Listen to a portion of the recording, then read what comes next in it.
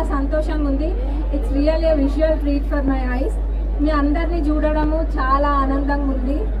అట్లనే ఇందాక అక్కలు చెప్పిన విధంగా రాబోయే తరాలు అంటే మనం అందరం కూడా బతుకమ్మని సాంప్రదాయంగా ఆడాలి. ఈరోజు నిజంగా కూడా మీరు అందరూ సాంప్రదాయంగా బతుకమ్మలను పెట్టిండ్రు. నేను స్టూడెంట్స్ అనగానే దాండియా పెడతారేమో అని అనుకున్నా, కానీ అట్లా కాకుండా మీరు ఇట్లా సాంప్రదాయంగా పెట్టడం చాలా మంచిగా అనిపించింది.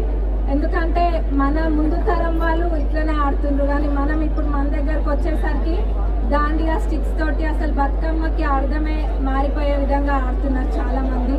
అట్లా కాకుండా మన అక్కల సూచనల ప్రకారం దాన్ని తప్పకుండా మేము పాటిస్తాం. అక్క చెప్పులు లేకుండా ఆడతాం, చెప్పులు లేకుండా ఆడతాం.